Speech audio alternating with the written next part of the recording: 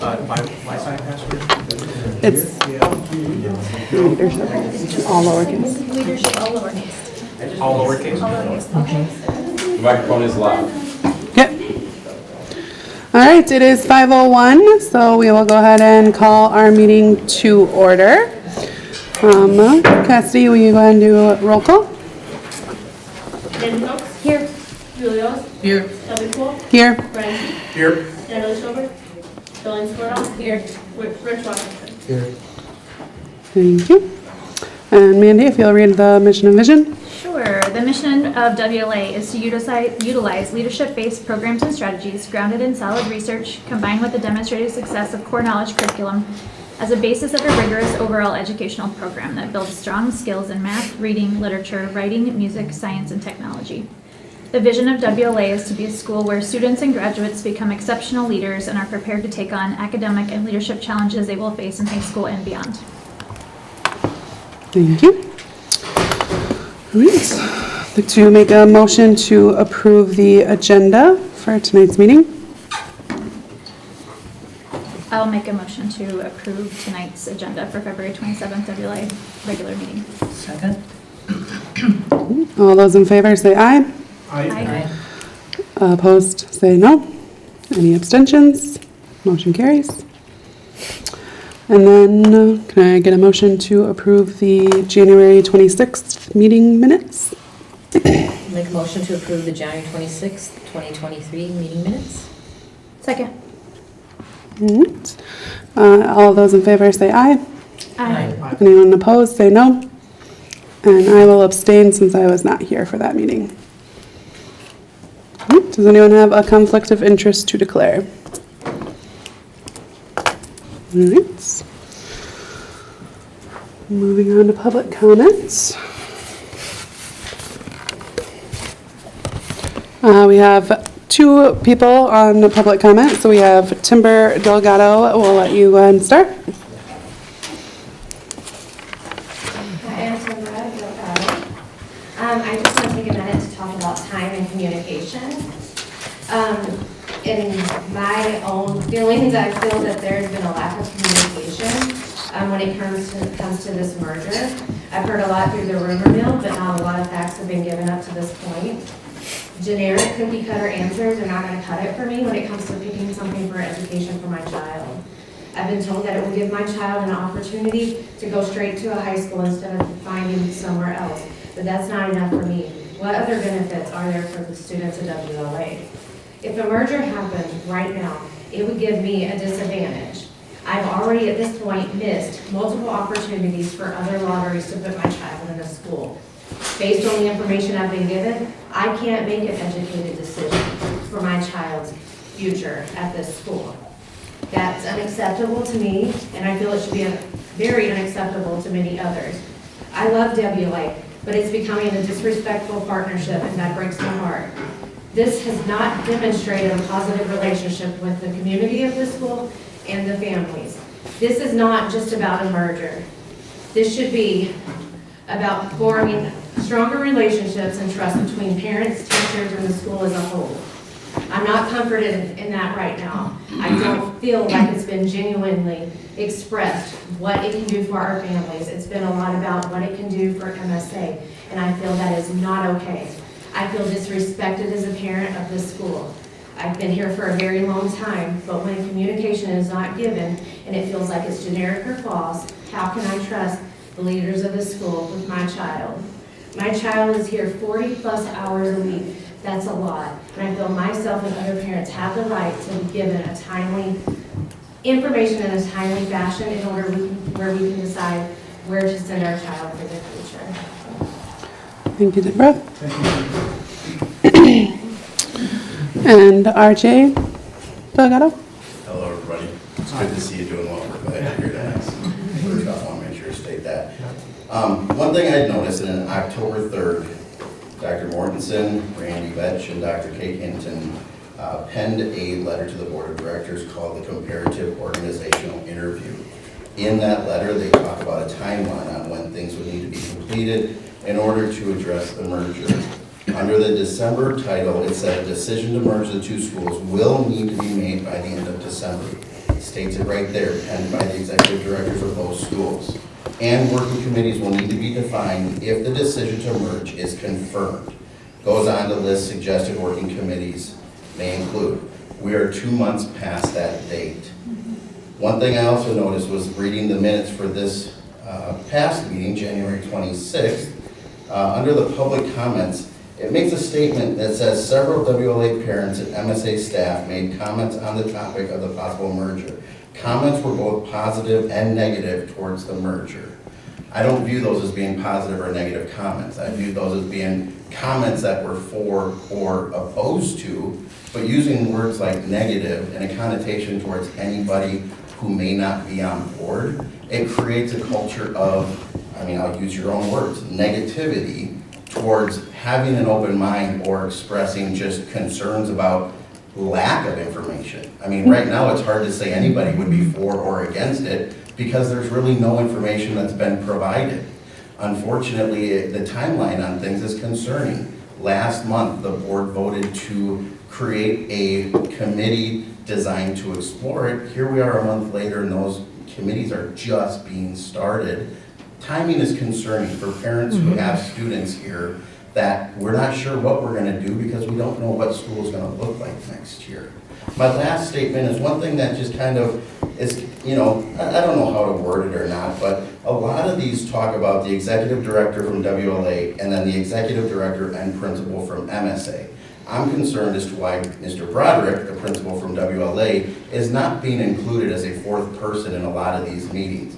We see a lot of things that are penned by both executive director and principal of MSA, but only the executive director of WLA. And I'm questioning, and I know you guys can't respond tonight, but why is it that our principal isn't included in some of these upper level decisions? Because I feel like he is going to have a vested interest much longer into the future of WLA as he's expressed that desire to be a part of that community. I appreciate everyone's time. Thanks for tonight. Thank you, RJ. Thank you. All right. We will go ahead and move into, thank you both for your public comments. We will go ahead and move into our board report. I was absent last month, but I was able to watch online and want to thank all of you that came and expressed your opinions, whether for or opposed to the merger, as well as just your insight and your thoughts. So thank you all for your continued time and effort and showing up and making sure that we hear you. Also want to welcome back Ryan. And thankful that he is here. So I don't have much else for a board report other than just to thank you guys and let you know that we are continuing to work for you. Thank you. Me? You all ready? You. Yeah, I would like to start with a couple things that aren't in the report. First of all, I very much also appreciate the public comment. Sometimes it's hard to hear. But I will say, just for your information as an audience member, I'll let the board know, I'm sorry, you're my audience, but as well. But I typically write down the public comment, I reflect on it, you know, I think of something that Dee said last month, where she loved the small school size, where Timber was most concerned about safety if we were to move sites and so forth. RJ also made some public comments. You know, these comments are not brushed off or taken lightly. You know, I looked at them again before this meeting. Secondly, I'd just like to say that communications have been an issue, and that is on me, and I do apologize to the board for not being better at that, as well as our stakeholders. I did, as you'll see in my director's report, I have a communications plan that will be improved, and there will be a huge amount of information that is delivered to our board and our stakeholders tonight. So I think everyone will be feeling better by the end of this meeting about that. All right. The actual not merger part of my board meeting is, or my director's part, is the organizational leadership.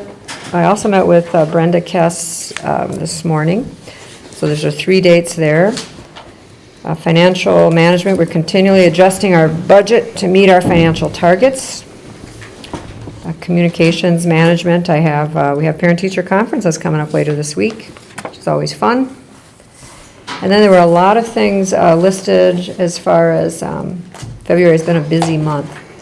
I will assume all board members read the update on that, but Kindergarten Royal Ball and the Roundup, Valentine's Day, just so many super fun things for our kiddos.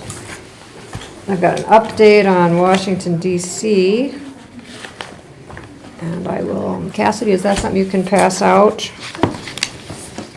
I'm not sure if we had any up front. But here's a couple for you guys to look for. And some audience members also. I'm not sure how you want to do that. So this will be coming up in June, the week that school gets out again, so we're excited about that. Communications plan. I do want to let the board members know that I will be communicating out, meeting with the admin team. As RJ said, that is the four of us. Ben Broderick has not been able to make some of those meetings, but we do meet weekly. I'll also be updating the website weekly. I worked with Megan Naif a couple hours this morning, and we got that live and up and going as far as merger information. I'm meeting with our Stephanie Olson, who is our Volunteers of America authorizer, so we'll be meeting weekly. Bi-weekly, we already have the family newsletter, but also be adding a weekly update for the board of directors as well as for our staff and family members. Redirecting people, some of that to the website, but definitely really deliberate. One of, I think, the most helpful things as we all go through this journey together is that I asked Justin Gehring and Megan Naif to create a website, or to put the tabs on our website. I'm sorry, I'm not very tech savvy, but really wanted 5 things under that merger. So now when you go to our website, there's a merger thing, you hit the link. One of the 5 documents, you'll see a list of the members for the merger committee and what nights they meet. You'll see the minutes from committees that have already met. You'll see the postings for the upcoming meetings per open meeting law. You'll see some documents in there. One of them is the brief that we'll be going through later today. So all of this information has been downloaded in there, and if you're not familiar with it, as an audience member, you'll get to see that later this evening. It also has the PowerPoint that we're going to present tonight, and then what I think is the most important piece is the questions, so that merger committees can ask questions of each other. Some questions came out of the first one. Rich, you were good enough to take the notes on that, passed me those. Those are WLA questions for the MSA merger team. Those will go back and forth. There'll also be questions coming in, or have coming in, from our staff members or from parents. They go to my email, or they go to the WLA info email, and those will be answered. It is going to look messy because it's not going to be categorized, but you're going to be able to scroll through there, and some of the questions are redundant. Some of them are amazing, and some of them are kind of trivial, you know. But that's okay. They're all important to whoever asked them. So that's where we're at. So I think that you'll really feel some traction under the merger committee communications now. We are set up. All right, then the last thing I have is the calendar, which is another part of your packet. Excuse me, we did have a small group of teachers that looked through that, and they basically started with South Wash, and then they made some tweaks in there. I really like it. I know the board members have had a chance to look at it, but if there's questions, let me know before we vote on that. It is a draft. We can come back and add some days or make some changes later on as well.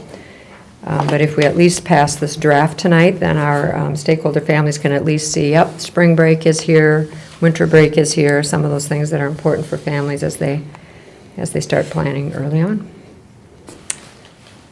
That's all I have. For now.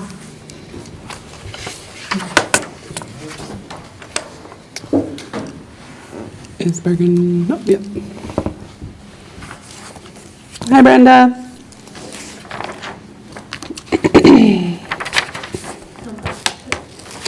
We are ready for our financial director's report.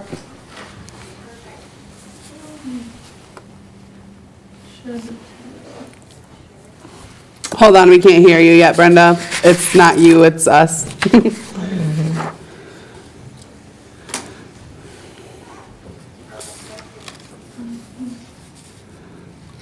evening, everybody. I'm presenting the January 31st financial statement. Okay, hold on just a second, Brenda. Give us just a minute here. Can you hear me? Yep, now we're good. Okay. All right, we're, in the packet is the January 31st financial statements. And I'll go down to the executive summary on page 3. So original, of course, the original budget was budgeted at 724.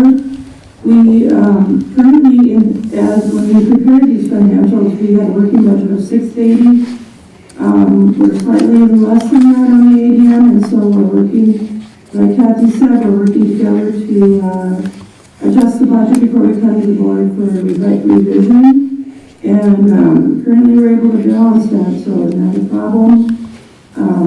The school's budgeted surplus for the year was at $255,000, and with the working budget, we were at $283,000. So you can see we do have surplus to work with that adjustment with enrollment. Currently, we have about 110 days of cash on hand. This is far above that 45 days that we can meet the bond covenants.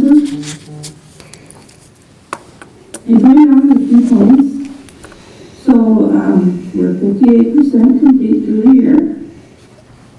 And our cash balance, biggest item on our balance sheet, is at $2,287,000. We're up from $2,237,000 last month.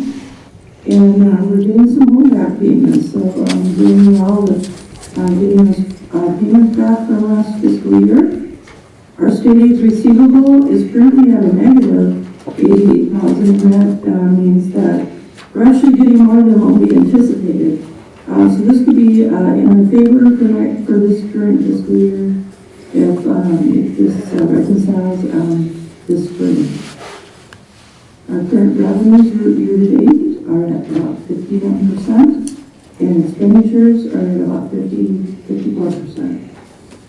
So I'm doing well within that working budget.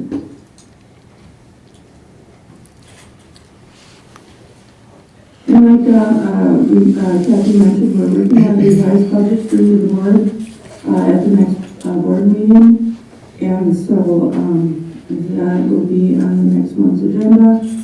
We're currently working on the school's 990 tax return. Bergen does that for the school, and that is due here in the next, it's not due till May, but we'll be getting that completed here in the next month. And then I just wanted to mention, I'm sure everybody's been hearing this, we have some legislative updates. The session isn't going to be done until May, so we get weekly updates, and there's the governor's proposing about a 4% increase in state aid. So that's really favorable for next year, but we don't know if that's going to happen for sure. We have to wait until May for that to, it could even be June before we know that for sure. So the strategy is to continue to budget conservatively, although we do know that there's a state surplus and that there is support for additional monies for school districts. The other good thing, and I know the school doesn't have the lunch program, but one of the things that actually is moving forward is the discussions about all free lunch for schools. So if the school did decide to go for a food program, that would be a pretty good deal. Going on to the dashboard, and of course this is just the information that I just reviewed, just in a colorful format with the pie charts and the speedometer here. And you can see that we're doing well year to date in both revenues and expenditures.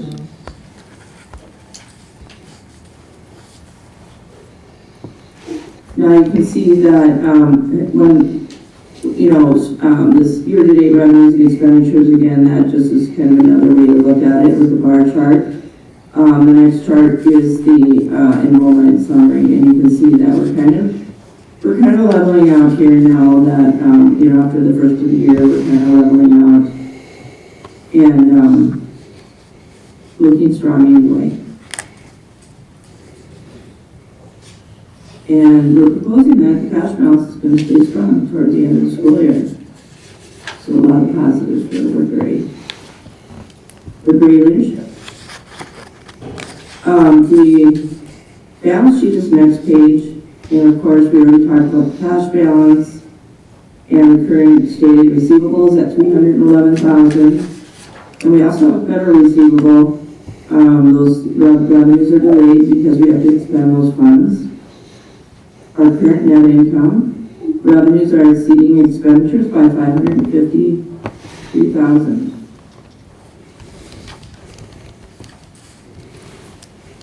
Now this next page, any questions so far?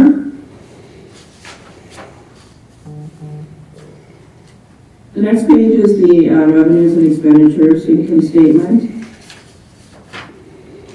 And this is still working with ADM of 680. It's going to be slightly lower than that when we bring it to the board next month. And recognizing all those students coming and going all school year. And so that number here will change in this column for next month.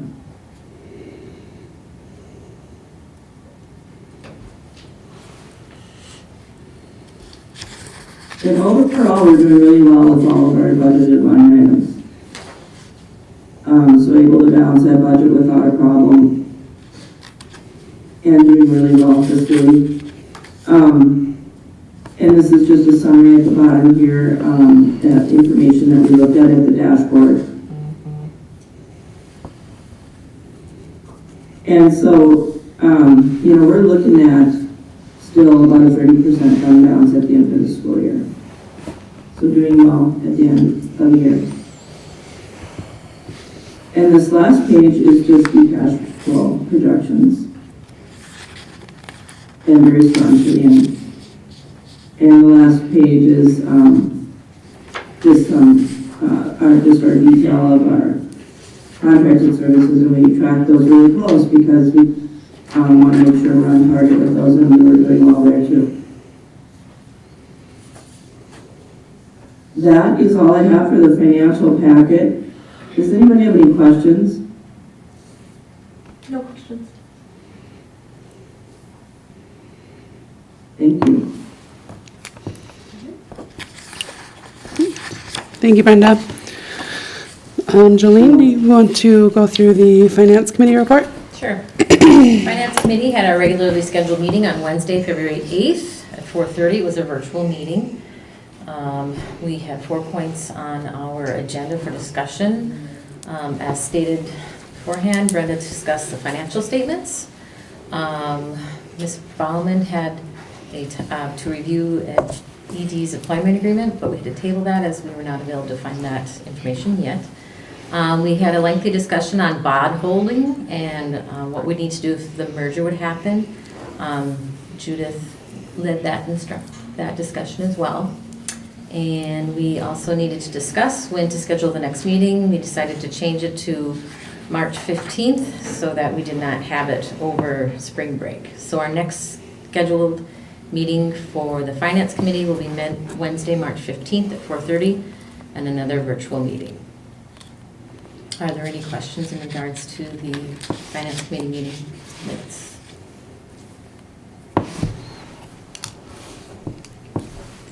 Okay, then I'd like to make a motion to approve the January financials and the February Finance Committee meeting minutes. I'll second that. Okay, there's been a motion and a second. Is there any further discussion?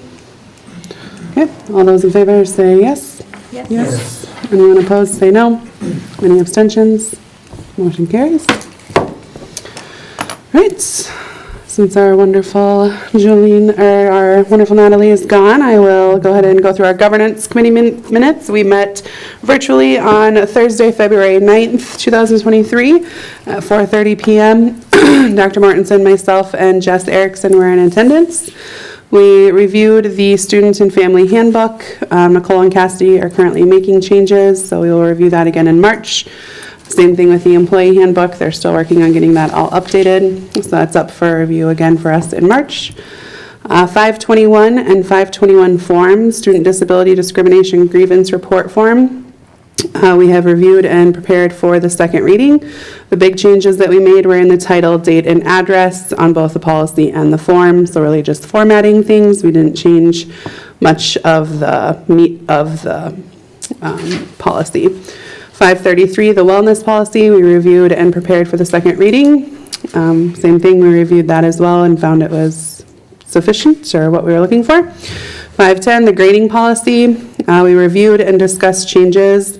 We've tabled that one. We will revisit that one in March just because that's kind of a bigger one that we want to take more time on before we put it up for second reading. Policy 203, operation of the Board of Directors, governing rules. We reviewed and made formatting changes. 203.2, order of the regular Board of Directors meeting. We reviewed and made formatting changes. 203.5, Board of Directors meeting agenda, reviewed and made formatting changes. And 203.6, consent agenda. We reviewed the entire policy and made some formatting changes. Next month, we will continue to review the 200 series and start on the 500s, or continue on the 500s. So we are putting policies 521, 533, 203, 203.2, 203.5, and 203.6 into second reading tonight. Our next regularly scheduled Board of Directors Governance meeting will be held virtually March 2nd at 4:30 p.m. So I would like to make a motion to approve the Governance Committee report from February of 2023. Second. There has been a motion and a second. Is there any further discussion? All right, all those in favor say aye. Aye. Opposed say no. Any abstentions? Motion carries.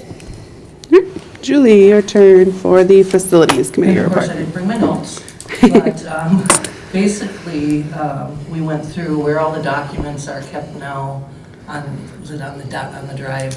And I think Ben's kind of in charge of that, so it was that was mostly the meeting, was what's in there, how to find things, who to go to for different things. And we talked briefly about how that group will look in the future, didn't come to any decisions. We talked about me reporting to the board, and Kathy generously offered me to take meeting minutes. And that's not what I was thinking, but whatever, we'll roll with that. And then, since I didn't know I was doing meeting minutes, I still have to put them together. So we'll have both meeting minutes at the next meeting. That's all I have. All right. Thank you. All right, so we'll move on to board discussion and business, starting with the approval of our 23-24 school calendar. Is there any? Did you have any questions about the school calendars? Everyone had an opportunity to look at it, and we base it on 833 because the majority of our families, of course, are from 833.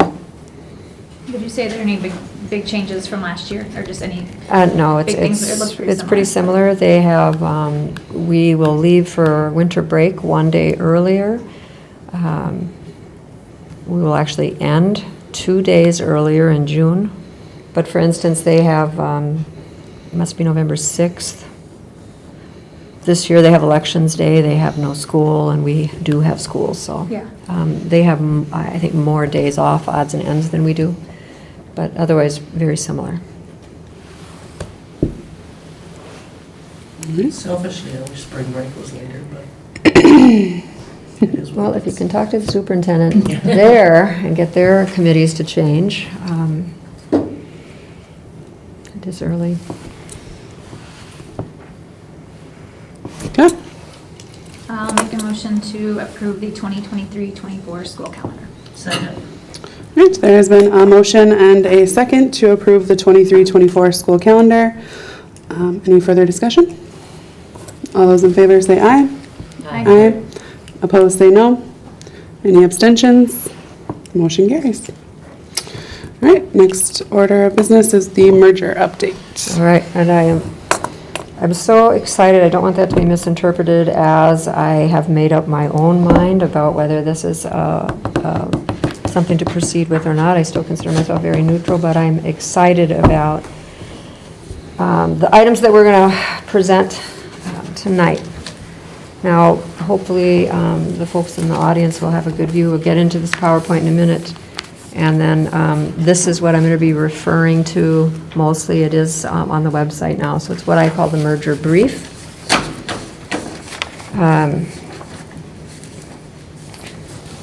To start with, though, I really want to do a shout out. Many thanks to Ryan Patrick. I met with him, Kate, Randy, and myself. I'm not sure, RJ, why Ben wasn't there for that particular one. But he really patiently walked through what this kind of process looks like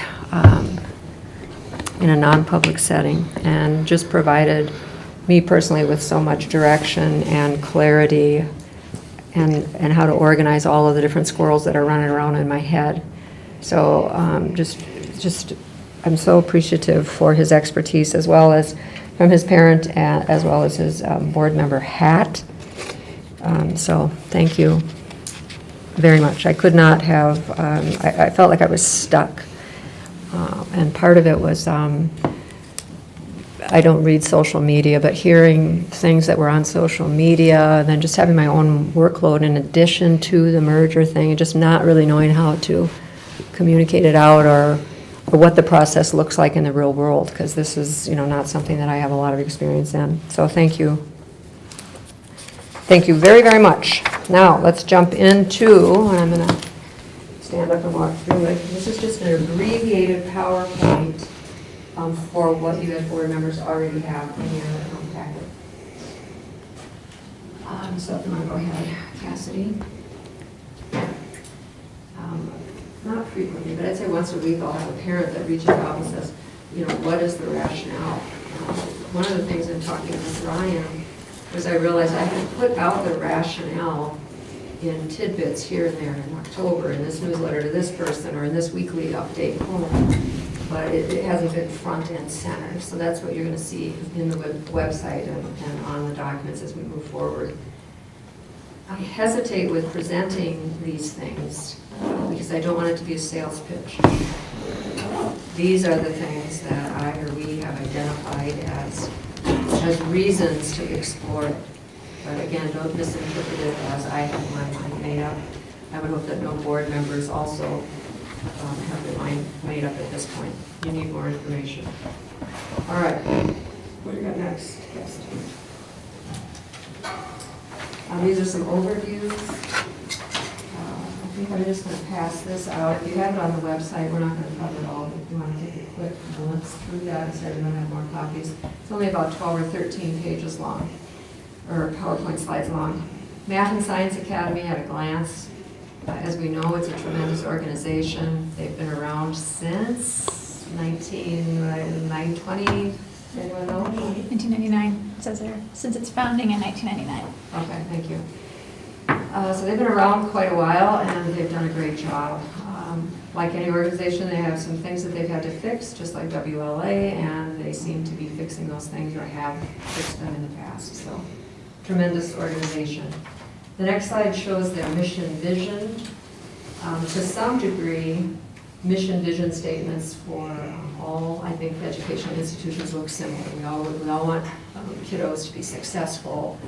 We want them prepared for what's next, whether it's college or workforce. Strategic priorities. Of course, any organization wants to have stable finances and so forth. So in those ways, you'll see that it's similar to WLA, but one of the things that I'm asking the merger committees to do, we broke it down into 4 smaller committees so that everyone has talk time, because a group of 40 meeting for 2 hours, only maybe 5 people are going to be heard from. But one of the things we want to look at as a community is it a good fit? Everything always looks good on paper, like you said, Rich, at the one, but it is really how do they act that out? So really kind of looking hard at that. And I realize this is a public meeting, or in a business meeting in a public setting, but I just feel bad that I'm turning my back on you guys. All right, next slide. Yeah, and that's us at a glance, so very similar. One of the very important things to our parents is, the amount of homework, for instance. So we did some digging, and when you look at the slides, you'll see that we have in policy, that Woodbury Leadership Academy has about 10 minutes of homework per day per grade level. So that's about an hour and a half in the evening if you're an 8th grader here, which is similar to their middle school caseload. I'm assuming that their high school PSEO students have more homework than that, but that's the kind of information that we can find out here. Okay, and we have our mission, vision, and academics.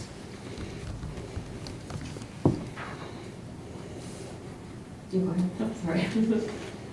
This was, I found very interesting. We had a professional development day on February 17th. Both schools had that. So as an administrative team, we said, well, let's have a couple times during that day when the staff can have an exchange with each other. So we invited the MSA teachers over from 8:30 to 9:30. We had some refreshments for them, and we just met. I made it clear that this was not about facilities. This was not them coming to look at our facilities and check it out. In fact, I made a statement to them that I'm not speaking for the board. I'm speaking personally, that I have no interest in not having K-8 in this building on this campus. I don't speak for the board, but I let them know that because I wanted them to have the teacher-teacher conversations, and we can go into that more as we discuss things as a board and school leader. But I wanted them to be talking to each other and seeing, are these curriculums, do they mesh? Are we compatible? Are those teachers weird, or are teachers weird? We needed to kind of see that. It was fun to watch teachers clump together. One of the things they came up with is this word map. Interesting to me that curriculum was the most commonly cited thing that everyone liked each other's curriculum, thought this could work. So, I don't think anywhere on that were any words that came up regarding facilities, but I did look at all the little black words. But that was not at the top of the list. Also, about half of the teachers from each school provided survey input, so we don't have all teachers responding to this. I'm guessing at the end of the day, a lot of teachers just left without pulling up the survey. Next slide, please. This slide I loved. Opportunities that teachers see. You can see that about half of the teachers said an opportunity for that K-12 continuous curriculum is an asset. For those of you that can't see it very well, the orange represents 10% of the teachers that said, we'll be stronger together. 10% expanded opportunities for students. 20% felt that there'd be stronger teacher teams, and 10% a stronger middle school curriculum. But 48.7% were liking the idea of continuous curriculum. Okay. What excites our teachers most about the merger is the whole child, the ability to have kids from pre-K through grade 12. MSA receives their students in 6th grade, and they're sort of all wild cards as far as we don't really know what you're getting. It's like when kids come into our school in their kindergarten, we really don't know much about their history. So when you're in a K-12 system, you can see those kids coming up year by year, so that's a big deal. Financial security, some identified that as something exciting. Improved facilities, 6%, and more collaboration, about 21%. It is interesting, so please be patient on this one. Lots of details. What concerns teachers? This is teachers from both sides. The biggest concern at 18.4% is the idea of moving or changing facilities. Nobody really wants to do that, I don't think. Developing systems for more students. Forgetting elementary students. We need time to do this together. Curriculum, class sizes, are they going to get bigger or not? staff turnover, secondary uniforms, not enough information yet to really know. Maintaining consistent administrators, maintaining accountability. Are there going to be new teacher assignments? Are we going to have consistent culture and values? So lots of different concerns. Okay, and this, I think is one of those slides Ryan's going to recognize, so thank you. But this is what the school merger process would look like. So in the business world, these are, you know, the headings, and then he's customized it for us. Here's the things really that we need to look at as a board. Is the merger aligned with our strategy? What gaps in our strategic plan are accelerated or complicated, or excuse me, complemented or complicated by a merger? What core assumptions need to be true? And then as we have the strategy things checked off, then it goes into identifying operational efficiencies, integration planning, selecting integration leaders, administrator meetings, and then merger execution and integration. So it really lays out in your board packet how very sequential this process needs to be. And then if we could take a minute, I'm actually calling you guys to read it. So why don't you go ahead with the first couple points there, Julie? It's so small, I know they can't see it. You can read it. I can. All right, go I'll ahead. Who's up? volunteer. Rich says he liked to read it. I'll volunteer. Let's just test my eyesight out. You want me to start from the top? Yes, please. In the context of a significant decision such as a merger, it is important to review the standards that charter board members are held to. Fiduciary duties are the highest standard duty implied by the law and include the following. Duty of care or diligence to act with the care a reasonably prudent person would use under similar circumstances and to act in good faith, which implies making decisions that are financially, ethically, and legally sound. The director must obtain and review relevant information, raising matters of concern, and cause action to be taken to resolve any problems that are identified. These decisions should be made after taking all available information into account and carried out in a manner that is in the best interest of the school. Duty and loyalty. The board member has the sole purpose to act in the best interest of the board and organization to avoid conflict of interest and act as a fiduciary. Sorry. It's a hard one. You're doing it. Duty of obedience, to act in compliance with laws, regulations, charter bylaws, contracts, and board policies. A director must be familiar with these sources and remain informed of the organization's activities to assure management is adhering to the same. Furthermore, the director should make sure that all of the decisions being made are done in line with the mission or goals of the organization. Duty of oversight, to be proactive in ensuring you have full and necessary information, particularly in voting matters. Simply put, there's that word again. Fiduciary responsibility is to do what is right for the organization. Thank you. Very good eyesight. Wow. I was testing it out. I'm impressed. Wow. And I don't even have any contacts. Right. Wow. All right. I think we have one more slide. Maybe two more. Okay, so here's the process that we'll need to follow. Okay, WLA and MSA administrators will meet together frequently. They're already doing that. WLA and MSA administrators work independently in their own schools, we're already doing that. Board members should be mindful of conflicts of interest and must adhere to their fiduciary duties.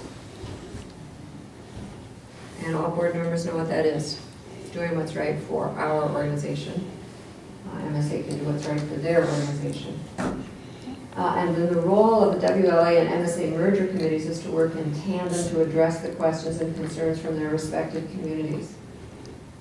In other words, Dr. Mortensen doesn't want to be the one that answers everybody's questions on anything. I want people to exchange information. I want people to say, oh, that's not what I heard on the street or I saw on social media. No, but here's the data. Oh, okay, well, that makes sense. I'm still gonna have my opinion on it, I'm gonna change my opinion, or I'm solidifying my opinion. And that's what we do as we're presented with more and more data. And then share out information with your school administrators, and then we're gonna be posting it. I'm not sure how we're posting it. I just posted our stuff separately today. But I think Justin Gehring is gonna have a way so that it's posted on both websites simultaneously. Not sure about that, but what we don't want is people having to race back and forth and say, well, you know, Kathy hasn't updated that yet, but Randy over here has, so, you know, we kind of want it to be consistent so that people get the same information. Okay, what else we got? That's it? That's it? All right, so let's start some discussion. What I'm hoping is that our merger committees will, it's very impressive work. We only had one meeting so far because I had to kind of go back and do everything per open meeting law, and that really slowed me down, but it's all right, we'll do it the right way. But that meeting, Rich Washington, you were here. I can't think of all of the names, but I cannot tell everyone how impressed I was by that meeting. People were respectful. They made sure to have everybody draw out some thoughts, and it was just well done. Generated lots of questions, and this week now we'll have 3 more of those meetings. So I think it's a terrific process. I don't know what I'm rambling on about. Where did I lose my track? What did I guess I have a question. Yeah. So assuming that the MSA might be doing the same thing, or I assume at some point, I know we've received some questions from MSA, and maybe we'll be receiving more, because I know we'll be sending them some questions. What will the process look like to answer those questions? And I guess maybe I'm concerned a little bit about the opinion one. So for example, right? let's say we get a question, the question comes from MSA that says, do you think your mission and vision are in line with ours? Well, depending on who you would ask from WLA, you're going to have varying opinions on that question. Some are going to say, yes, I definitely think they're in line, and some are going to say, no, I don't think they're in line. So what opinion becomes the answer that we then send back to MSA, or do we just not answer opinionated questions? What does that look like? I think that's interesting. I received 34 questions today. Now, I could have went down and answered them all, but I thought, no, I'm not going to do that. I took the easy ones. Just kidding. But you know, like how many students do you have, or what is your square footage of your building, or whatever. Right. Some of that's very data, but some of it's like, who's the best person to answer that question? We're trying to rephrase, or I'll be trying to rephrase those questions of why should we merge with MSA, for instance? All right, well, those are our 3 points that we saw on the first slide, right? This is why we're considering it. This is what we're looking at. This would be the driving force. So some of those can be kind of, you can take the opinion stuff out and still answer the question. But I also want other people to be able to go in there and answer those questions from the database. So give me a different example. Well, I'm just wondering who is are we coming together as a board to answer those questions? Well, my vision would be to have the merger committees answer as well as the admin teams answer. So they get 2 answers? Or you would work Who's together? the best? Yeah, who's the best to answer this one? Yeah. So with there being 4 merger groups, 4. what does that, well, then they'll have 4 different answers, or is each merger group is focusing on a set thing, like one is facilities, one is curriculum, or what is that? That's what I'm asking them to consider at each of their meetings. Do you want one group to do each, or do you all still want to kind of do potluck? I don't want it so prescribed that they don't feel that they have some autonomy and choice of how to run their own meetings. Is it worth looking at, I know we shut down the one committee because we weren't sure on if it was or wasn't in breach of open meeting law, but what would it look like if we had a person from each of the subcommittees on a committee and we did have it open? Or is there a more organized group, I guess? I mean, if each of the 4 groups has 8 people and you're taking 4 different overall opinions of those 8 people. I just feel like there's a lot of, Cooks in the kitchen. yeah, just a lot. That's a lot. It is a lot. Well, we have team leaders for each subcommittee, and so there are notes. If you're able to go on the website soon, you'll see that Rich took notes. Yep. The two ladies that ran the meeting, and I don't know. I guess I'm stuck. We were going to have that smaller committee be the report back. So the committee members would report back to the smaller committee, and it was more of a logistical, how do we communicate out? And then when that got complicated, and our authorizer said, just play it safe. And then I said, all right. So playing it safe then meant for the admin teams on each side to get all that information and then communicate it out. So kind of setting up the system for that. But I don't think, if we use a different example, someone has a question about what would the school calendar look like? That doesn't have to be answered in opinion, that's a data piece. So that's easy for someone to jump on, like myself, and say, yeah, we both schools base our calendars on South Washington. So really answering with data. It's not going to be any opinions, so subcommittee number 3 isn't going to say it's based on 833, and then subcommittee 2 is going to say, no, actually it's based on 622. No, it's based on 833. We're done with that. We don't need 4 people answering on that. And then having all of it funneled through myself for our school and Randy for the other school. A lot of the questions are redundant that we have for both sides, but I think the important thing is to get the merger committees talking to each other so that everyone can sort of say, doesn't look like a good fit, or yeah, it is. I have a couple. What else? What do you got? Couple thoughts here. So Yeah. bear with me because I haven't been here for a while.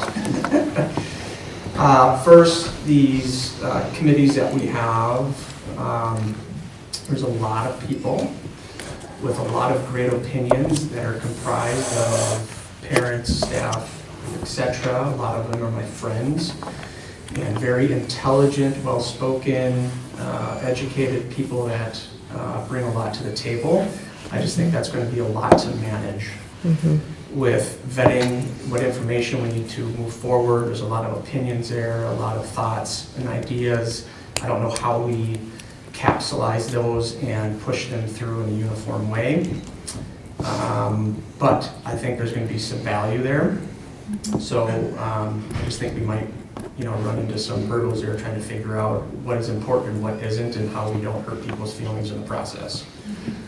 And again, they're my friends, and so it just is what it is when you get that big of a pool of people together. And then for me, I was going to address this last meeting, but the big elephant in the room for me, and where I'm at here is, they were open to discuss it and say it in their December meeting, is I have a really hard time getting over this and even moving and start finessing and moving towards these things. When the board chair openly states, quote, "We are exploring a merger because we want their building. We don't want their curriculum. We don't want their uniforms. We don't want to go down into logos and stuff. We need a bigger building. We don't know how we can afford it unless we go back in time with a 3% interest rate, which is what WLA happens to have. And it's a beautiful facility." Can't blame the guy. That's a tough thing for me to get over. Frankly, I would, if we're going to be asking questions, that's the question as far as, looking at that at face value at what he said and what they said collectively as a board. Why would we even want to do business with somebody that says that? To me, I'm a very reasonable guy. I want to unpack that. I want to talk about that. I want to figure what all that means. But I mean, he's an educated guy. He knows what he's talking about. And when you just come out and say it bluntly like that, I don't know. I'm just one guy of a pack of very engaged people here at our school. But have we even addressed that? Has anybody asked this guy what he means by that, why he said that, who's all behind that? Because frankly, I don't want to do business at face value with somebody who says that, because frankly, they're only interested in their building, the way that comes out. Like, we can try to work through all this stuff and ask questions and how do we fit, how do we ever, well, then I start to get, with comments like that, I start to get leery about, well, they're just maybe gonna start trying to say things that they wanna say to agree with us just so they can get in, and then all of a sudden, boom, they got our building. Again, I wanna be pragmatic, I wanna be understanding, I don't take things at face value when you say it to me without asking follow-up questions and be reasonable and have discussions. But Right. to me, that's the elephant in the room.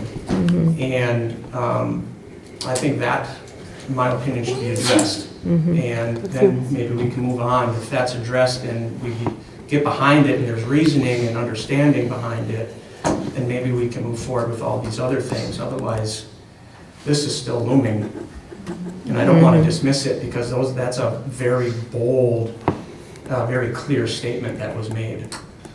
So that's, Okay, I think that's just being good. honest and transparent with you guys, and that's just where I'm at. Like, I'm having a really hard, like, I want to get behind all this. I don't know how we skip over this. Like, this is a Zach Morris timeout comment for me. Like, we need to talk through this. You know? Good. So, No, I like that. I think that is the main question is, why do they want to merge with us? So is that one person? I did ask, and that was not the sentiment, but sure. I haven't seen anything that is backpedaling out of that. Right. So I think a statement from their board chair would be, let's get that right Yeah. now. I think directly addressing that, to be quite frankly. Yep. I mean, that think needs that's to come good. out and say, well, this is what I meant, whatever, because then that comes out and we have parents, we have all these stakeholders that are like, whoa, like what was just said? Like, So is that a direct comment or is that a paraphrase? No, It's directly what he That's said. direct quote that. I just want to be clear on Yeah, that. sure, no. Yep. Yeah. No, at 1 hour, 29 minutes and 41 seconds, Yep. that's what was said, so. So when I Yeah. looked through the board merger brief, which I don't know if are you gonna present that?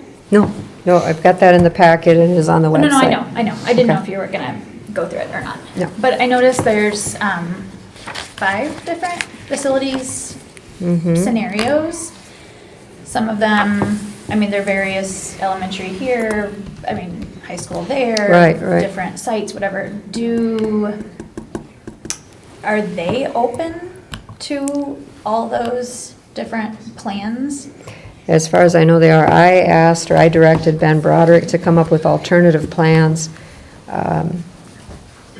And he came up with these, whatever it is, 5? Yep, 5, 6. Well, 1 is a current. And we all sat at an admin team and agreed on them, but that doesn't mean that they've been presented to their board. That will happen tonight, and we'll see how interested they are. Well, And I think we should go through that same exercise, Yeah, we can certainly do that. because we might not be open Right. to all those Yeah. plans. For sure. to take Team Ryan, I agree with what he brought up when I was watching the board meeting. I was kind of like, whoa. But there was one other comment that I can't get out of my head, and it was they're located in 622 and we don't want those kids. I have a problem with that. Same board member? No, No, it was a No, different. that was a different one. Oh, I know which one. Yeah, I remember that. And prior to that meeting, like when this first came up, those were questions that, I brought to our group of like, let's look at our demographics versus theirs. And if we think that, like if other people outside think that we have a low population of XYZ students, theirs is even lower. And so that is, I agree, concerning that they refer to them as those kids and that we don't want those kids, and the comments of, well, we would only have to take 60% of WLA's kids. Well, nope, if we are a K-12 school, you are taking all of our kids. And so I agree that the way that they presented themselves was not, I agree, not someone that I would want to jump into let's see how we can help you conversation. So I think that putting those questions on them and saying, like, if we put our foot down and say, no, we are only in favor if we keep our building, are you still interested? If not, we don't need to waste our time. We don't need to have 42 people in 8 subcommittees and all of these meetings if, like, those are, we talked about our non-negotiables and our deal breakers, and I think as a board, that's probably where we would be headed, is saying, like, this is a non-negotiable for us. If you're asking us to give up our building and move over there, that's not going to happen day one. Yeah. Nope. Yeah, I agree. I mean, through just that one meeting itself, there was enough comments that should raise some questions on our end that need to be addressed immediately. Otherwise, you know, progressing forward would be just kind of, there'd be no reason. Of why, you know, right. And why get all these committees together and do all this fantastic think tank stuff, which I'm all for. All for what? Because we still have, like, really some real basic, some real bold comments that were made that need to be addressed on either how they said it, why they said it, so on and so forth. That's my opinion. So. I agree. I think that's good. So there's a couple ways that we can address this. We can have our board chair write a letter. I can help you with that and send it to him and say, you know, send it to their board chair and say, these are roadblocks, these are concerns. Other people on your staff or board may have said they're not in agreement with this, but we need your statement as a board chair of whether your board and your organization, where you're at on this. So we can do that. I think that's huge. I mean, it does come down to our decision, and the information that Ryan Patrick provided Kathy and the MSA leadership team is so valuable, and like, I've just kept saying all along, I want facts. Everyone's opinions and feelings are so big, but what facts do we have? And so having this information has been so incredibly helpful. And like in the merger execution, it says like the structure will be defined and agreed upon. So if we can't define it and agree upon it, I mean, that's going to be set in stone. It's going to be moving forward that this is what we're doing. It's not going to change after you get your foot in the door. This is what we want to make sure is set in concrete. Yeah. Good. That does beg the question, though, are we going to cancel and I don't know if we can open it up to the audience at all or not, but are we going to cancel our merger meetings for tomorrow and Wednesday, waiting for Dan Ellingson, their board chair, to get back to us, or do we go ahead with those meetings?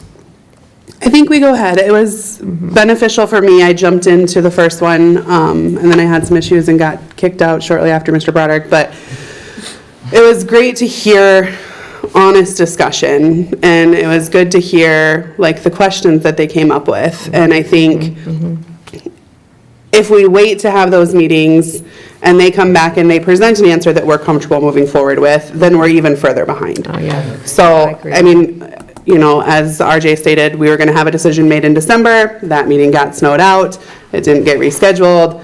Here we are in February, and we're still just hamsters running on a wheel. So I think that we want to keep it going, because if they do come back with something that we're comfortable saying, yep, let's keep exploring, we want to keep having things done already so that we're not constantly backpedaling, because we're running out of time. That's helpful.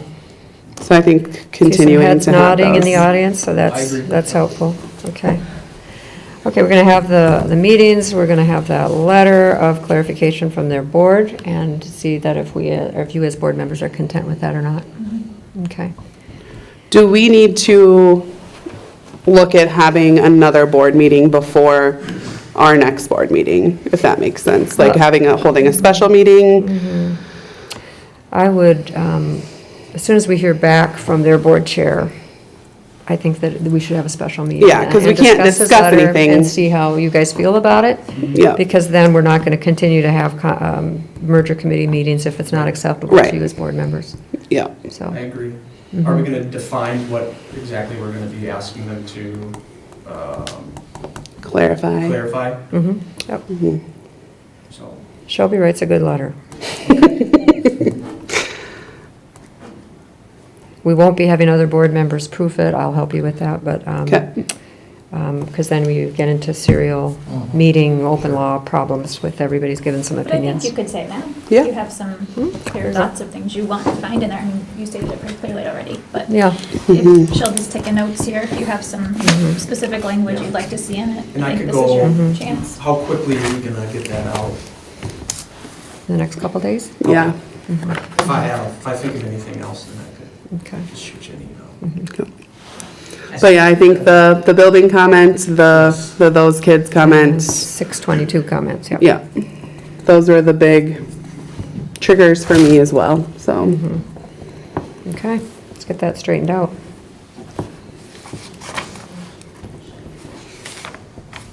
If we feel there's time, I would be in favor of reviewing that together while we're Okay, together, just to see if there's any other big things that rise to the top that we think would be good to clarify. Yeah, it's pretty important letter. sure. You're talking about the, She's not talking about the Yeah, letter. she's talking about the document. Oh, okay, sorry. All right, well, let's go through that. So the potential merger facility options is, we have the current facilities, how many are, the This square is page footage. 16 for anyone following Cassidy, on. maybe, Yeah. can you follow along on there? Yeah. So we have the current facilities. Online? It's, yeah. It is online. Yeah, it's It's up on there. You're looking at the PowerPoint, you gotta open up that. Yeah, the actual merger. There you go.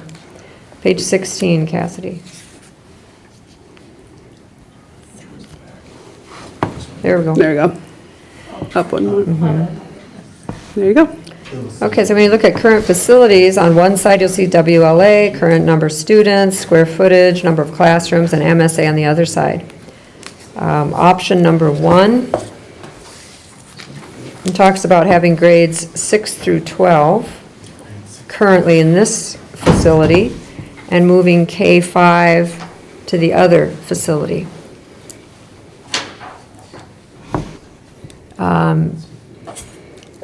Great that there would be potentially enough bonding money to renew everything, or remodel everything and take it down to the studs and do new electrical and new plumbing and add a tornado shelter and pulling up some of the parking lot, making more green space, and that's all great, and it sounds like a wonderful school.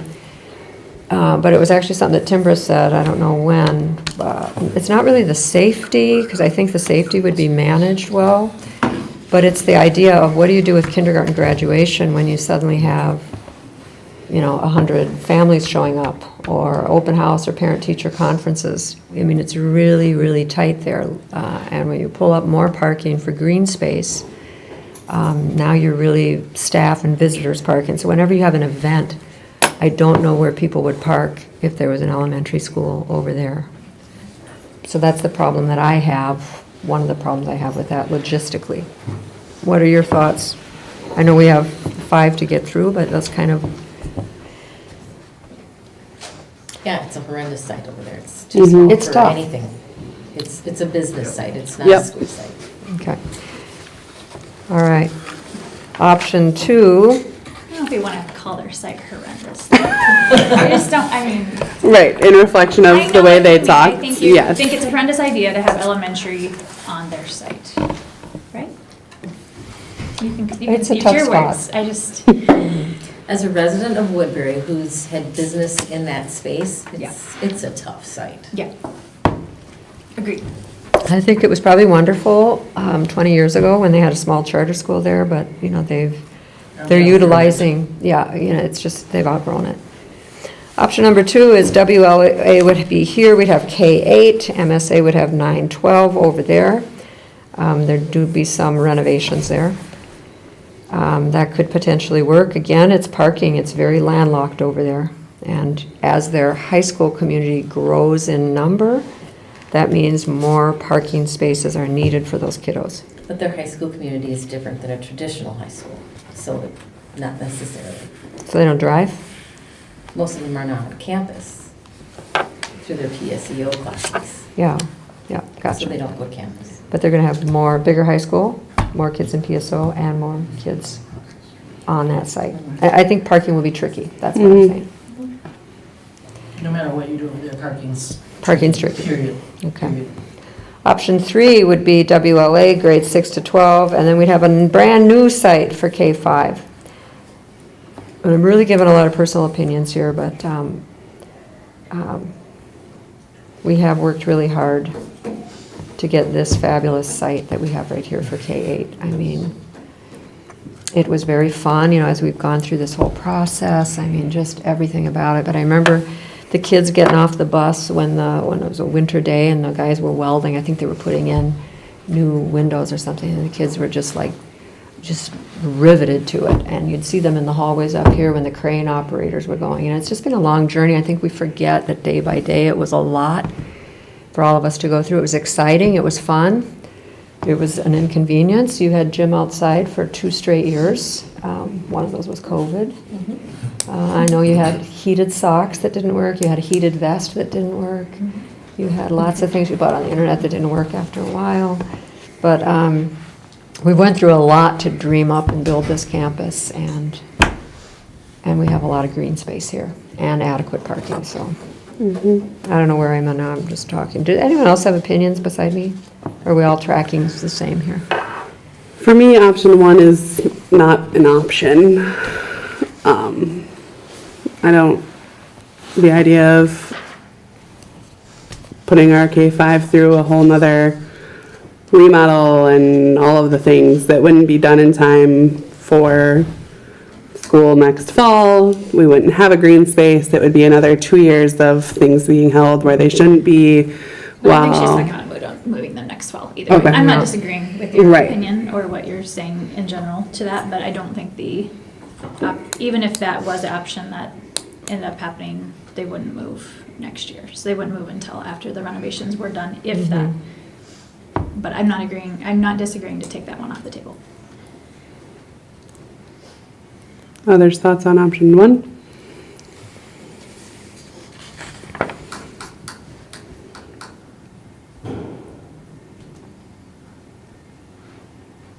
I think option 1's out. Yeah, I think that should. Yeah. Okay, and I think option 2 is, is possible. But I guess they'd be in the best position to tell us if they think that could be a high school over there or not. So I know when we looked before all of this got started, and I had brought up that their class sizes get smaller as they get older, that obviously we hope, right, would change with a merger. We would want our kids to stay until they're graduated. So we would hope that those numbers would grow and at least stay the same through 12th grade. But I know their 6, 7, 8 numbers were a little bigger. So if we were to, say, take 6, 7, 8 here, I don't know if we're trying to do anything next year or if we're going to be a whole year out. But if we took 6th, 7th, and 8th grade here next year, let's say we could potentially do it and be ready for this next year. If we took 6th, 7th, and 8th grade here from MSA, does that give them enough space to be comfortable for a year? Yes. To figure things out? That's for them to answer, but I would say yes. But let's go to If option that's where 4. most of their kids come from, is their 6th, 7th, and 8th graders. If we were to take them, But then how much is that putting us out with our space? that's what I'm saying. How many kids is that? Because we have space for, what does it say, 1,000? So the projected enrollment for next 1,200. year Could go up to 12. is, at the end of this document, sorry, I don't know exactly, that's not a page number. Addendum A has the projected enrollment for next year. So you could look and see, 9th, 10th, 11th, and 12th grade. Okay, I'm not good at mental math and I don't have my phone to add them up, but 169 ninth graders, so would that be 169 plus, 169 plus 120 plus 88 plus 69. plus 88 plus 69? 446. Minus 18 and 38. What's your PSEO? 390. So that's what you'd be looking to have at their site. Okay, so let's move to option 4. If both boards decide to merge, and that's dependent on what Ryan Sheik already brought up, there's some clarity that we need pretty quick here. But let's say we decide, yeah, it looks good for a merger. We do want to go forward with K-12. Option 4 is my favorite. The only one that I think makes sense, but that's K-8 here, and then grades 9 to 12 would remain at their current site, but just bear with me for a minute. They could spread out with some of their classrooms over here, some of their kiddos over here, so they're not going to be teaching out of closets, they're not going to be as crowded as they are, and there's no rush. They can wait till the construction calms down, they can wait until bonds come down. I mean, interest rates do go up and down. They can be comfortable there without being in a hurry for a couple years and continue to grow and use that space. So no one is pressed to scramble, we have to do this now, but that's Kathy's opinion.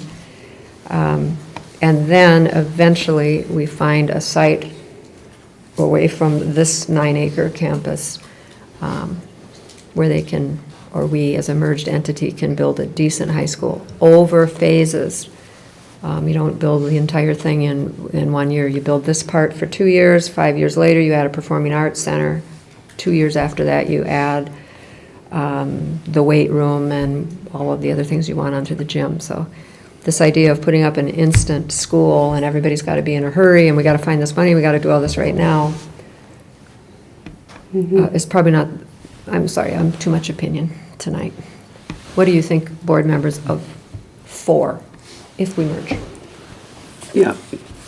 Because ideally, I mean, they're going to be our high schoolers. It's our kindergartners that are eventually going to be There. high schoolers if we merge. So we don't want them to have a great facility here and then have to go over there for 4 years and be in a tough spot with space and things like that. And they become our kids, right? So I think option 4, and the reason like I would lean towards option 2 or had ideas around option 2 was just that temporary relief, right? If we could take 6, 7, 8 off of their hands and provide them a temporary relief, it buys all of us time to move forward and find the right spot for a high school. Other thoughts, board members? 2 or 4 are optimal in my mind. Okay. And then 5 and 6, larger campus on the current WLA site. There's only so much room here, but thank you, Ben Broderick, if you're listening, for putting that in there. And then option number 6, expanding our campus. And that's an option to purchase and renovate properties near this current facility. But the point, again, going back to one of those 3 points that were on the first, if we decide to merge, if we can clear the air here on these things, we really want quality facilities for our kids K-12 or pre-K-12. I mean, that's the point, the continuum of curriculum. And like you said, Shelby, nobody wants to. I don't think I've heard a lot of, I guess, positivity coming from their facility in general. I mean, there's been a lot of little things here and there that and I'll be honest, I haven't even seen the facility, you know? Yeah. So I'll be honest there, but just based on what I've heard, it doesn't seem like taking on that facility, a lot of people are in favor of that, at least on our side. So I like the new site idea. What was that, option 4. 4? Just because it's, you know, like you kind of explained, Kathy, it's more strategic, you know, Yeah. from a long-term perspective. You're looking at the kids from K through 12, like that, it's 12 years, right? So, yeah, how do we kind of look at this more in a strategic way versus let's get it done, because it's really not a business, right? You know, businesses kind of think like that. You know, how do we get this done so we can increase our profit, whatever the case may be, which is the realm that I come from. So I'm trying to look at this in a much different light. So I do like the fact of kind of looking at it more long-term and, you know, what's in the best interest of, you know, long-term for the kids. think they're in a good position there. I believe that they own 2 of their buildings, and then the other 2 are leases that are easy to get out of. I think they're annual leases. There's opportunities there. And when I look at our experience here as a family at WLA, I mean, we came into this building, the first floor and a half with 260 kids. And then we went up to 400 kids and took over 2 floors. So we just had the best landlord in the world that let us grow into it. So we've seen it grow over time. They have just not had that opportunity because they're just in that limited space. So they don't know what it's like, we do, to actually grow in a set of steps. And it could be very strategic, planful, deliberate, and patient. I don't think any of us are, by nature, want to rush into things. I'm rambling again. I wonder why, did they not have expansion plans? Because that corner lot that's now dental has been for sale for 10 plus years. Oh. Why did they never buy it? I don't know, I just wondered. I talked with their... What was it zoned? City commissioner, city... Oh, city yeah, center? right? They could have bought it and built there. I'm just saying, not about it been zoned for them. But that still would have been a Band-Aid. They have a very successful school, and they're landlocked, they're building locked. So I'm sure when they started that school, people thought it would just be a nice boutique, small, we didn't realize that charter schools were going to become Nova Classical and St. Croix Prep and some of these K-12 that have great grounds and they have great gyms and they even have sports teams. And, back when Math Science Academy launched, Well, I don't they know weren't when thinking like launched. that. I mean, 10 years ago. Why were they not thinking this? Just curious, because it was available. Mhm.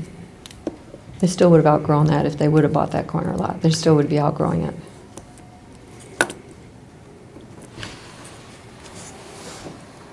Did you want to ask for any insight from community members or just board? Can we do that?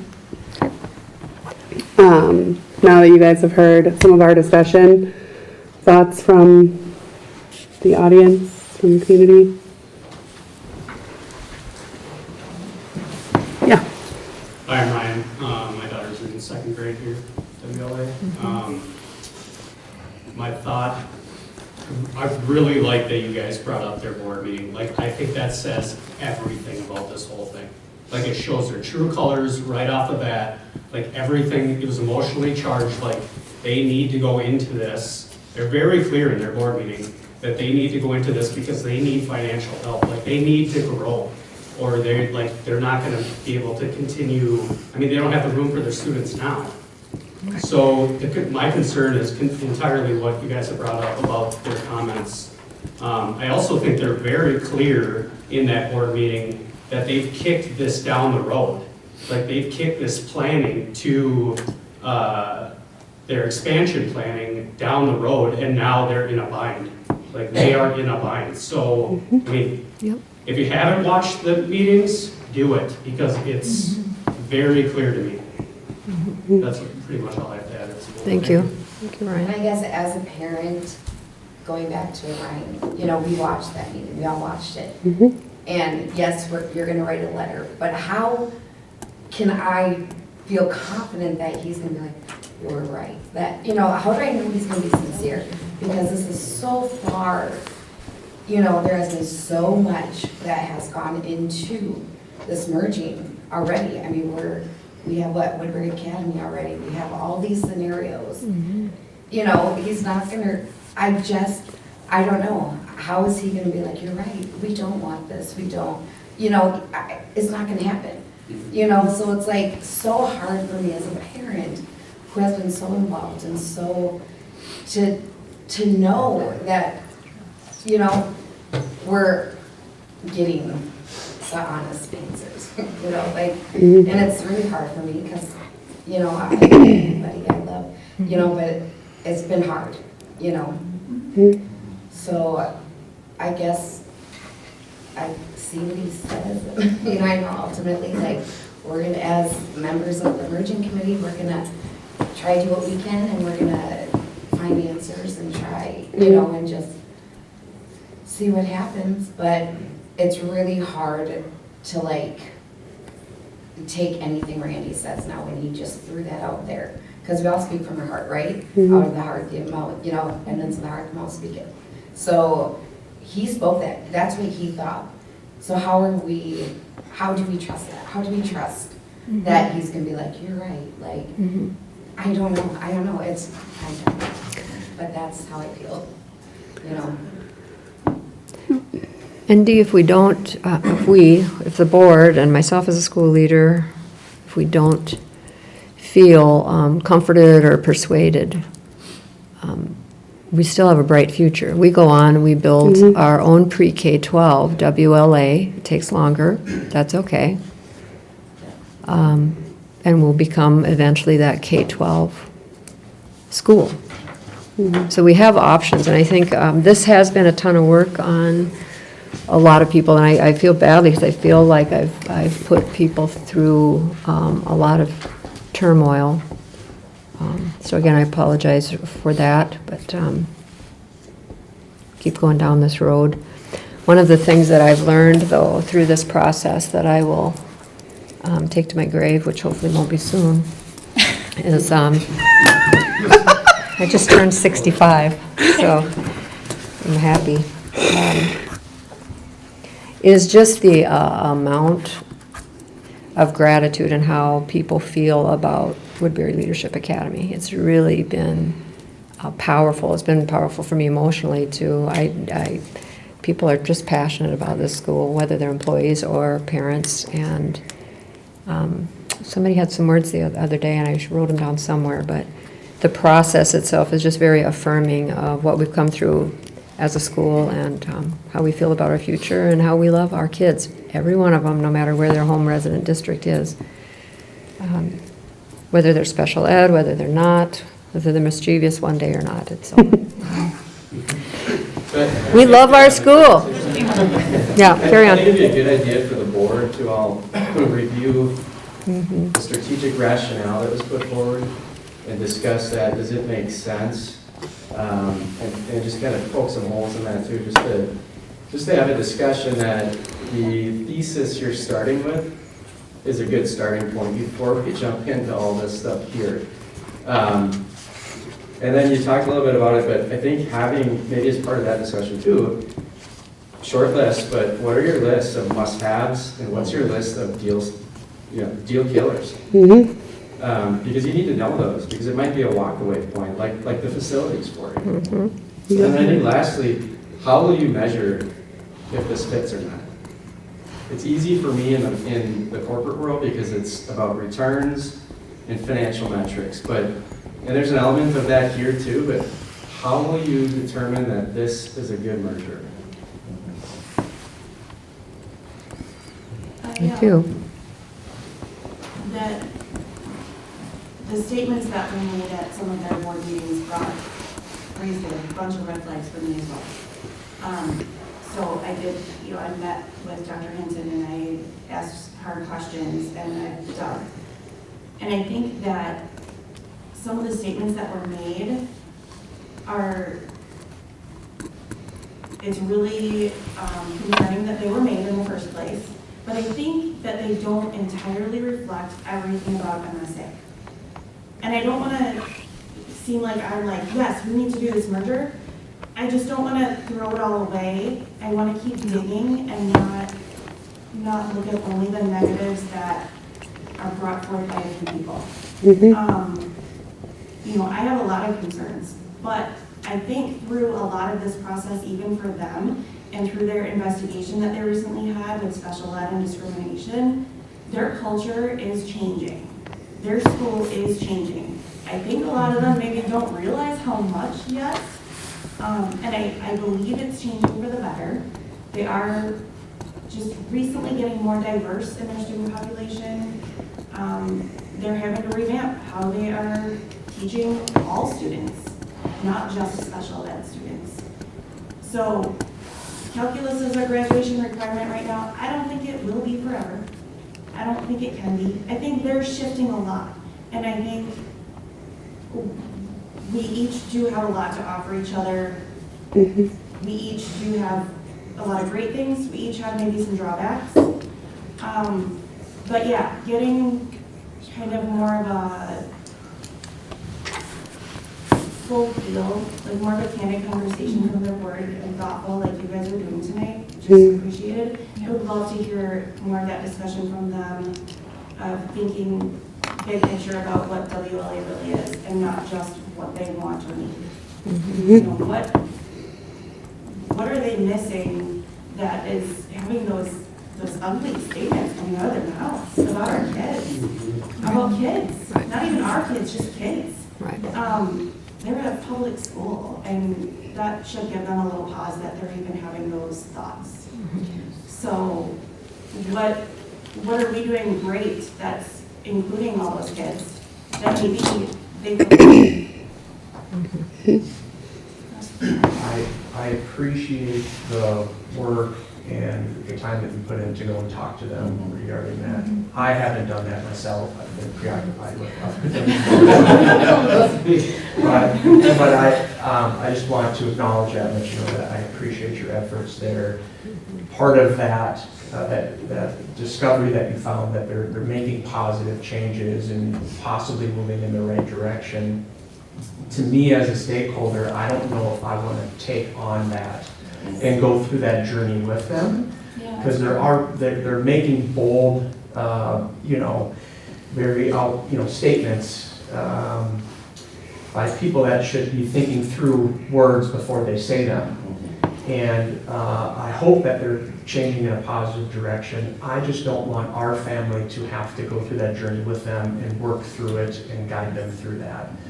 That's my opinion. So I completely agree. Because I've always felt like with this special ed investigation, that was my first, like, I need to look into this. Like, okay, those teachers are no longer there, but there's a culture that supported that and allowed it. Yeah. And that could still be there. Yeah. So is that culture there in all of this that is having us, pause and step back? Right. Yeah. But and to your point, Ryan, it's unfortunate that they haven't put something out that says this is why we think it makes sense, right? Because you shouldn't have to go do that exercise yourself. Right. You should know that, right? Yep. 100%. So I'm a brand new parent. I homeschool my kids, so I have 3 Welcome. kiddos here. And I'm picky about my students going to school. And I will potentially have 2 more students. I have 7 kids. I have 2 more kids that will be joining next year. Yeah.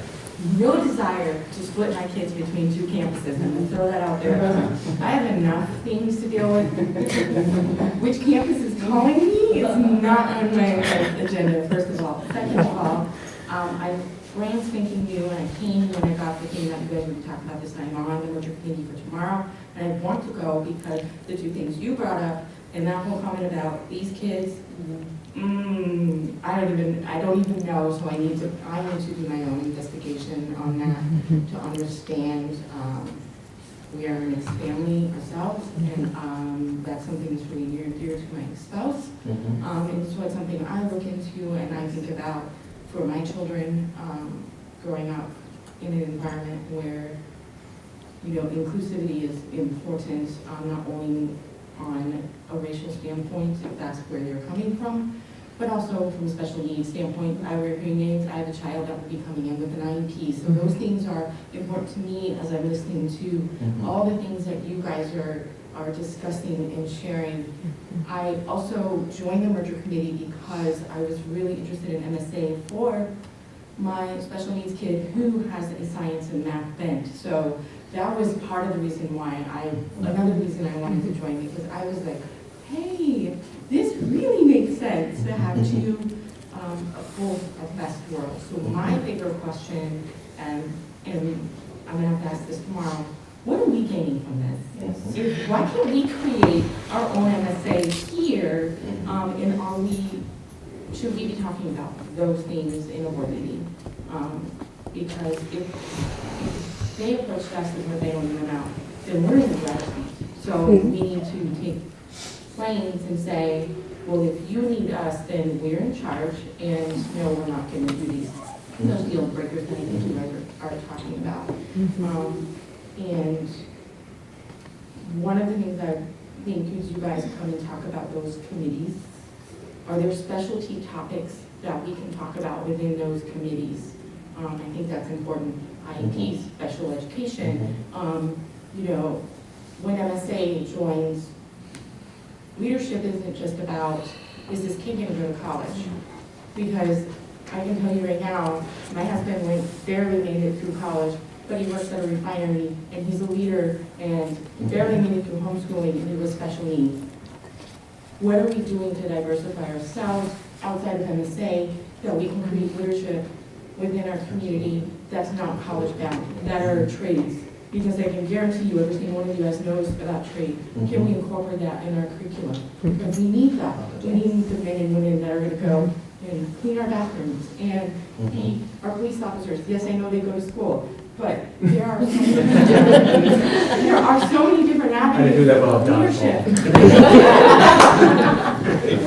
where a college education is not important, but we need to bring that into play, and we're worried about this. How can we create those things here if leadership is our focus? Yeah. Good job. There we go. Thank you. I will say, as somebody who worked here and somebody who's been a long time parent here since the first year the school started, you're in a good place. Well, The it's why parents we here- moved. It is why we changed. We went from one charter school, and I went back to homeschooling, and I was like, I can do better for my kids. I know the teachers that I've had interactions with, Rein it it doesn't in. matter, red, black, yellow, white, special needs, not special needs, whatever religion you are, we have such a diverse amount of My religions. children love that. They These- love that, and they love The it. teachers here are, they're paramedics, they are, at least the ones I got close to. That's why I'm so emotional about this merger. Sure. I don't like the culture MSA has had. I have friends at MSA who I love dearly. That school is great for some people, it's not so great for others, and we have the ability to create our own beautiful K through 12 program, so it's really hard for me to get behind that without some really hard facts, especially after listening to MSA board meetings. Well, I think when we kind of piggybacking off of what you said, they seem like they're an elite type school. They're catering to a specific population of children who are math and science. So their whole bent is logical. They're not emotional. They're very scientific, rational. And when you add kids in the mix, you get rational and emotional, and it never goes well. So I think if we can excuse some issues on, I know that movement school, that's really what's going on. We cater to a specific population which is not inclusive because they are leaving people out and specifically want certain things for their kids and their kids can measure up to those standards. So, you know, I think maybe we need to just kind of not dismiss, but have a lens of understanding that this person is, I think, talking from a business perspective. Yep. And some business people, they're just business people, and that's why they have like people like Trump that don't need to be talking about certain things, because they just want to talk facts and they just want to say things, and they don't have the emotional appeal for the general populace. For people like us, are like, those are no-goes for us. So I think asking people questions that may open up the door for connection between the business mind and the business mind, and see if there's an emotional appeal, if it's just facts and we're just. Yeah.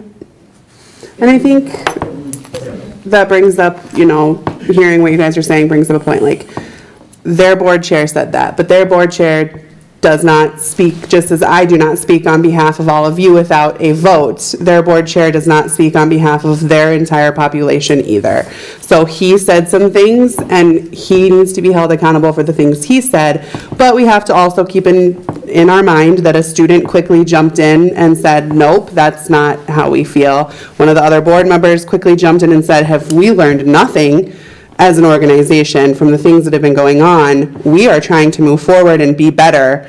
Those comments don't do that.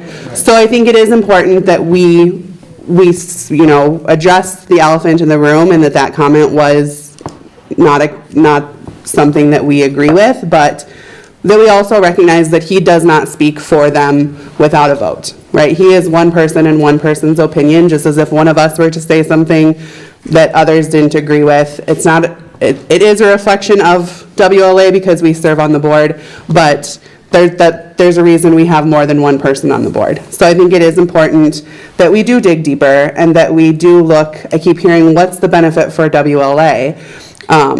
So for those of you who don't know, I am a school leader at another charter school. The benefit for WLA is that it creates a seamless K-12 education. That's what we want, right? As WLA, we want to grow and become K-12 or pre-K-12. That's tough. That's hard. We know we've just built our middle school over the past 5 years. Yep. And we know how hard it's been. We know how hard it's been to keep our middle school kids here. We know how hard it's been to expand our curriculum, how hard it's been to sustain staff, how hard it's been to support that program. The benefit for us is that we get to join an already established high school program and become a seamless K-12 or pre-K-12. That's the benefit for us, in my The mind. question is, what do you have to give up to get that? Yep, and what are we not willing to give up Right. to get that? And if it doesn't work, then we just keep grinding and we move forward and we know it's gonna be tough. And through all of these things, I keep saying to Kathy, what's our plan for next year if this doesn't go through? Are we gonna start looking at pre-K for next year? I don't know that we're ready to be able to say we can move into freshmen for next year, but like, we need to have our own plan too. Because at the end of the day, we want to keep growing. So, yeah. This guy. Oh. Yeah, sorry. My name is Josh. I've got 2 students here. We were recruited here, and that's just due to a lot of the passion that some parents have for their kids and what they see in the school. There's a lot of pride here, and I think a healthy culture has been created by a lot of individuals that sit here, and a lot of the teachers are proud of the school and what they have to bring. And I think there's just some intangible things that you're not going to be able to put on paper. You know, a big part of that is culture. You know, that can be a poison pill. You know, there's a lot of concerns from both sides of what the culture will be with 2 sets of people that feel disenfranchised by decisions that were made by leadership and the board. And so a big part of that is 2 of the comments that were made. That's a big concern for parents that are sitting here and talking. And you can say that that's 2 individuals on the board, but I don't think we would have heard that from any of the board members sitting here. So I think there's still some concern and something to be said about statements that are made, by leadership. I mean, you can't just rewind the tape on that. And I appreciate, the bringing that up, and Dr. Mortensen, I talked to you on the phone with, Savannah and some things with the school, and I appreciate, what you guys are doing. That's why we brought our kids here. But that, like I said, there's just some things that are hard to get past. And when you're talking about, we just kind of went through the numbers and what that looks like for the school, and it seems like at WL are doing well, but also doing well for a good reason, because there's parents that want to bring their kids here. And to be honest, there's probably some parents that have already made decisions on that, higher grade levels that we don't have, where they've already made plans of where they're going to send their kids. So I don't think that's an urgent decision that has to be made right now. And based on those numbers and trajectory that the school is on, we can continue that culture without having to give a whole lot of things up. So to me, just seeing what we've seen and hearing some of the things we've talked about, the cards seem to be in our hands. You know what I mean? It's like we're holding all the cards. Absolutely. So when we talk about what's the benefit, it's like really, we can create our own culture. They can do what they want to do. And if those divisive things, if the lack of being able to grow outside of their campus, with those amount of students that they have and the amount of teachers that they have, I would think, just on what we have here, seeing those numbers, it just doesn't make sense that they don't have the ability to do that, whether leasing or buying.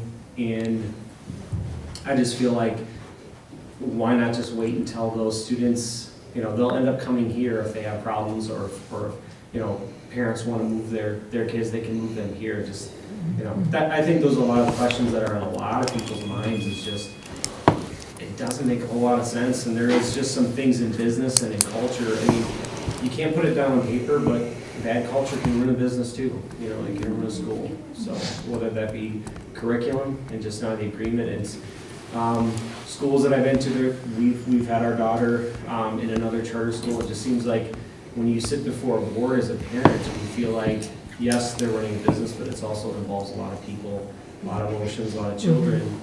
And, when you feel like you're not heard or don't get answers to some of those big, bold questions, it's just not easy for people to swallow. And, then it just leads parents to think, I can't guarantee that I'm going to send my kid to the school next year or find other options or homeschool or, whatever that may be. So, there's a lot of those things to consider too, that we just don't know, what that's going to end up for a merger like that without considering all those factors.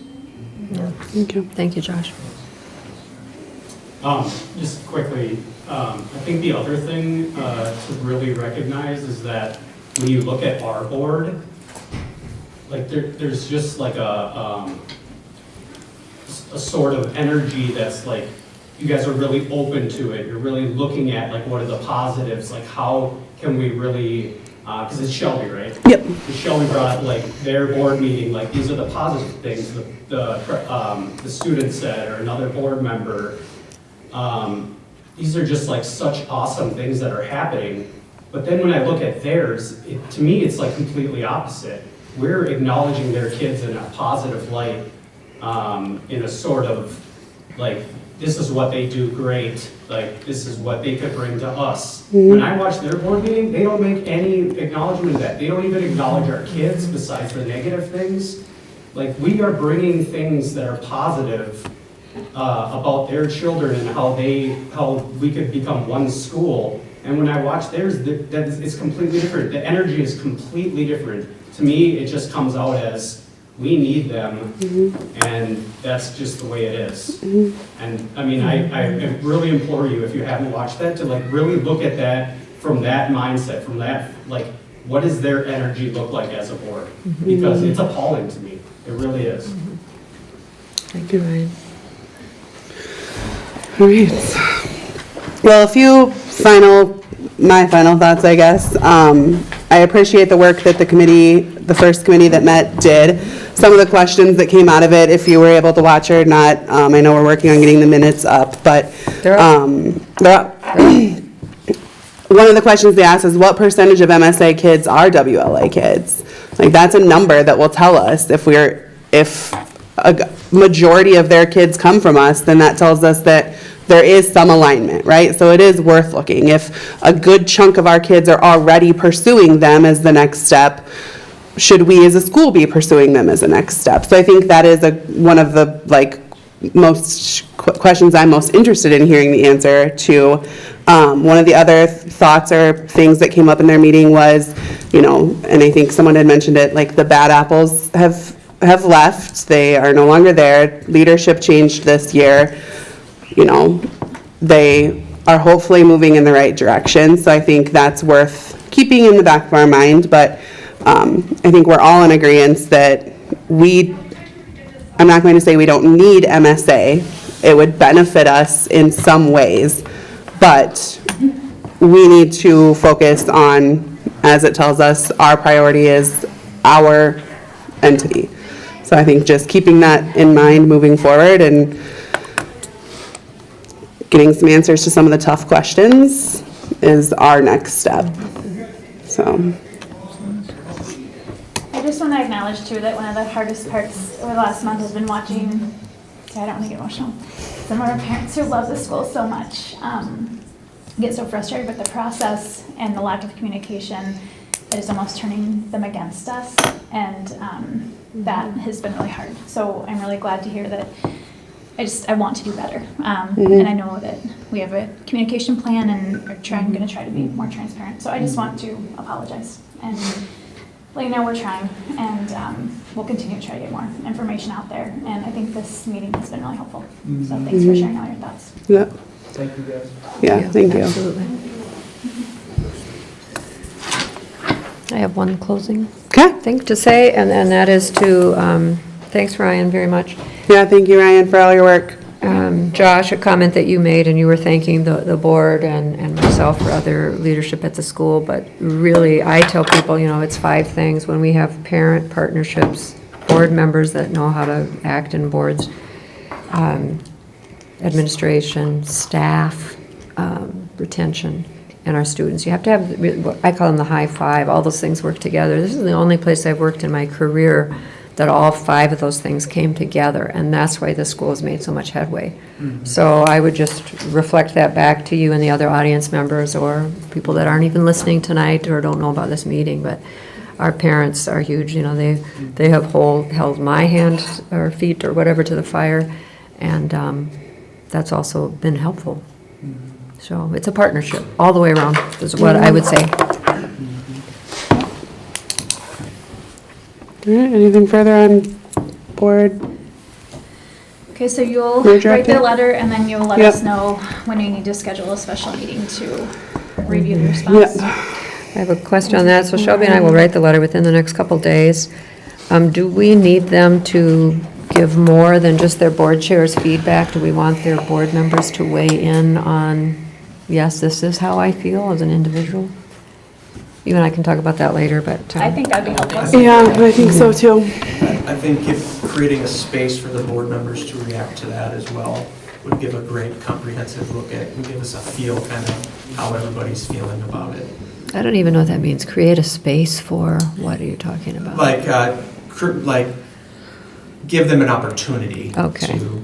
to respond to that. Well, because then what that will require them to do, they can't do that except for in an open meeting. Right. So Yeah. then they'll have an open meeting, then we would be able to watch the open meeting. So then not only are we getting a piece of paper back with a couple of scribed answers, but we'll have the opportunity to watch the board Sure. Yeah. talk and work through that. And I think Beautiful. that That's what actually we want. watching that meeting might actually mean more to us than what's actually ends up on the piece of That paper. will be red light, green light. Yep, Yeah, Okay, yep. thank you. I like it.